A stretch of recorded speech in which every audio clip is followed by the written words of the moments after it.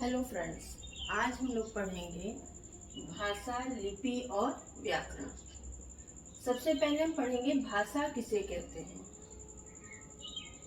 भाषा शब्द संस्कृत के भाष धातु से बना है, जिसका अर्थ होता है अपनी बात को दूसरों तक पहुंचाना और दूसरों की बात को समझना। इस प्रकार भाषा की परिभाषा होती है, भाषा वह माध्यम है जिससे हम अपनी बात दूसरों तक पहुंचाते हैं और दूसरों की बात समझते हैं।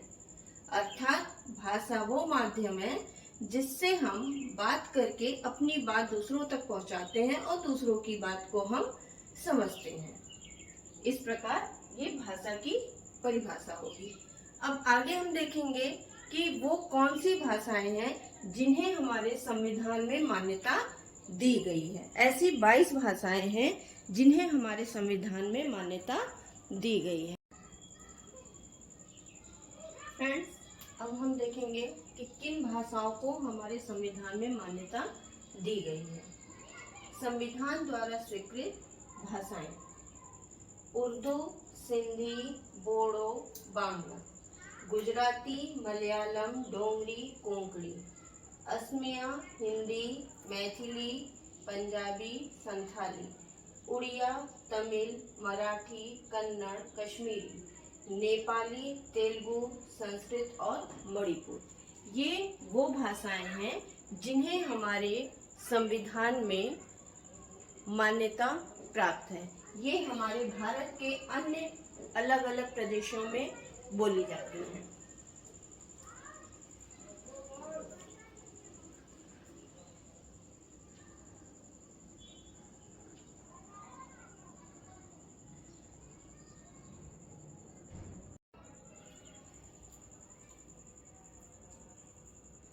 अभी तक हमने पढ़ा भाषा किसे कहते हैं और हमारे संविधान में कितनी भाषाओं को मान्यता प्राप्त है। अब हम पढ़ेंगे कि भाषा के कितने रूप होते हैं। हमारी भाषा के कितने रूप होते हैं? तो हमारी भाषा के 2 रूप होते हैं। पहला है मौखिक भाषा और दूसरा है लिखित भाषा।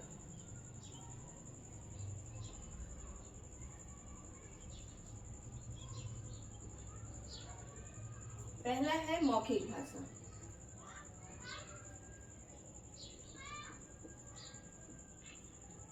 मौखिक भाषा किसे कहते हैं? मौखिक भाषा अर्थात जो हम मुख से बोलते हैं और हमारे सामने वाला व्यक्ति उसे सुनता है और सुन करके समझ पाता है। अर्थात बोलने और सुनने की जो प्रक्रिया होती है वो मौखिक भाषा के अंतर्गत आता है। जैसे नेताजी भाषण दे रहे हैं, शिक्षक बच्चों को समझा रहे हैं, ये सभी हमारे मौखिक भाषा के अंतर्गत आते हैं। दूसरा है हमारा लिखित भाषा। लिखित भाषा किसे कहते हैं? जो चीज हम लिखते हैं और सामने वाला व्यक्ति उसे पढ़ता है। मैंने लिखा और आपने पढ़ा, तो लिखने और पढ़ने की जो ये प्रक्रिया है इसे हम लिखित भाषा के अंतर्गत रखते हैं। लिखित भाषा और मौखिक भाषा के बाद एक और भाषा है सांकेतिक भाषा।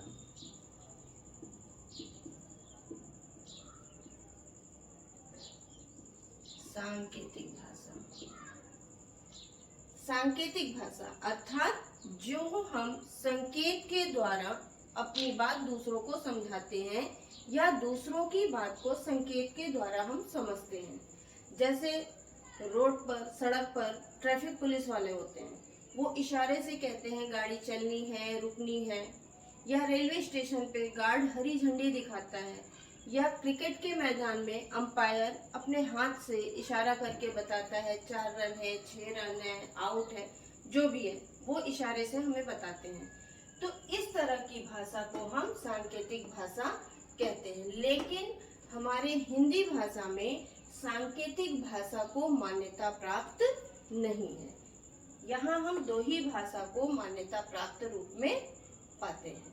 अर्थात भाषा के 2 रूप हैं, लिखित भाषा और मौखिक भाषा। और सांकेतिक भाषा वो भाषा है जिसे हमारे हिंदी में मान्यता प्राप्त नहीं है। अब हम पढ़ेंगे भाषा की इकाइयां कि भाषा की कितनी इकाइयां हैं।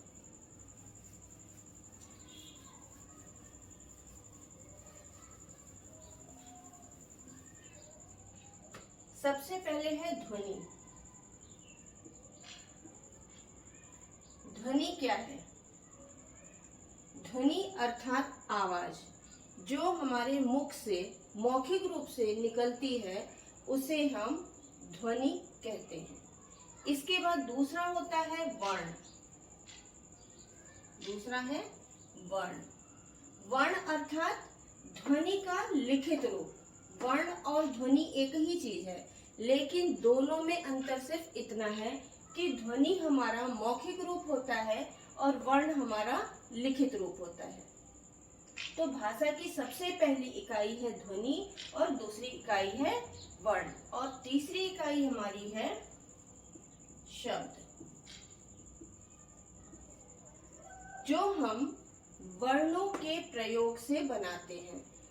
वर्णों का सार्थक समूह शब्द कहलाता है। वर्णों का सार्थक समूह शब्द कहलाता है। जैसे राम, यहाँ पे दो वर्ण मिले हुए हैं जिसका एक निश्चित अर्थ निकल रहा है, अर्थात ये किसी बच्चे का नाम है। तो ऐसे सार्थक समूह वाले वर्णों को हम शब्द कहते हैं। इसके बाद अगला है हमारा वाक्य। भाषा की चौथी इकाई हमारी वाक्य है। वाक्य किसे कहते हैं? वाक्य मतलब हुआ शब्दों का सार्थक समूह। जैसे वर्णों का सार्थक समूह शब्द होता है, इसी प्रकार शब्दों का सार्थक समूह वाक्य कहलाता है। जैसे राम घर जाता है। यहाँ पे राम एक बच्चा है, वो अपने घर जा रहा है, अर्थात इस वाक्य का पूरा एक निश्चित अर्थ निकल रहा है। इस प्रकार शब्दों का सार्थक समूह हमारा वाक्य कहलाता है। ये हमारे भाषा की 4 इकाइयां हैं।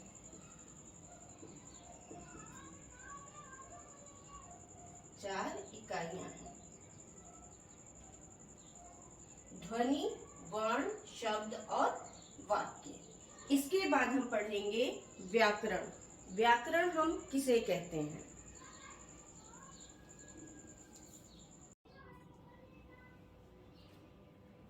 अब हम आगे पढ़ेंगे व्याकरण किसे कहते हैं।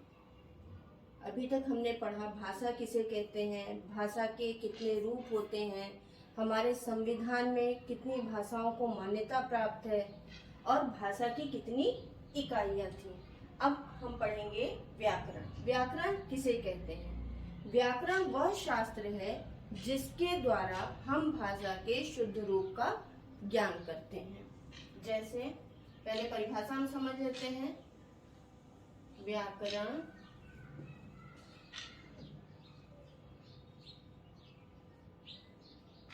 वह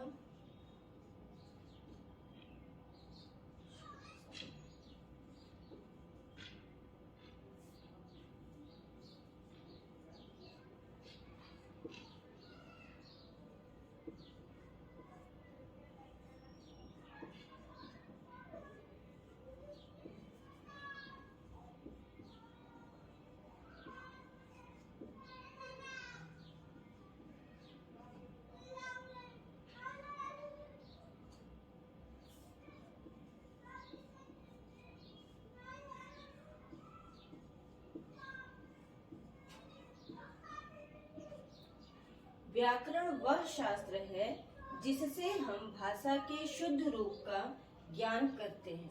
अगर हमें व्याकरण के बारे में नहीं पता होगा तो क्या लिखा है और उसमें जो क्या सही है क्या गलत है ये हमें कैसे पता चलेगा। एक उदाहरण से समझ लेते हैं। राम घर जाती है। यहाँ हमने एक वाक्य लिखा, राम घर जाती है। हमें पता है कि राम एक लड़का है और लड़का अर्थात पुल्लिंग, जाती है हमारी क्रिया है, लेकिन स्त्रीलिंग है।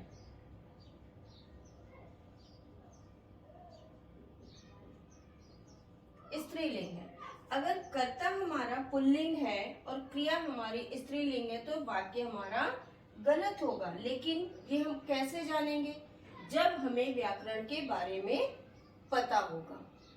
इसलिए व्याकरण का ज्ञान होना अति आवश्यक है, जिससे हमें स्त्रीलिंग, पुल्लिंग, वचन, कारक आदि के बारे में विस्तृत जानकारी होगी, तो ही हम वाक्यों को शुद्ध रूप दे पाएंगे। इस प्रकार हमें व्याकरण का ज्ञान होना आवश्यक है। अब हम पढ़ेंगे व्याकरण के कितने विभाग हैं।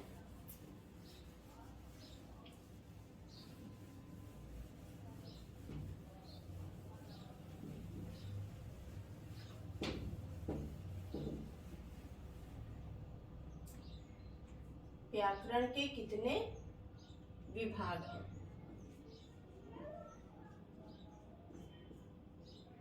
व्याकरण के 4 विभाग हैं। पहला है वर्ण विचार,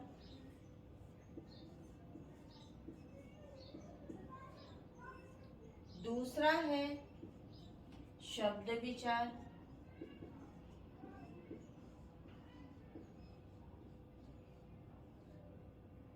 तीसरा है वाक्य विचार,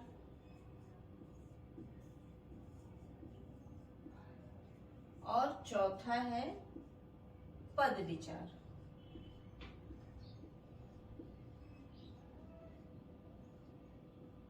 ये हमारे 4 विभाग व्याकरण के हैं। व्याकरण को सही रूप से समझने के लिए हमें इन चारों विचारों के बारे में पढ़ना आवश्यक है। वर्ण विचार में हम वर्णों के बारे में पढ़ेंगे, शब्द विचार में हम शब्दों के बारे में पढ़ेंगे, वाक्य विचार में हम वाक्य के बारे में पढ़ेंगे और पद विचार में हम पद के बारे में पढ़ेंगे। पद क्या होते हैं ये हम जब इनके विभाग के बारे में विस्तृत रूप से पढ़ेंगे तब हम बताएंगे।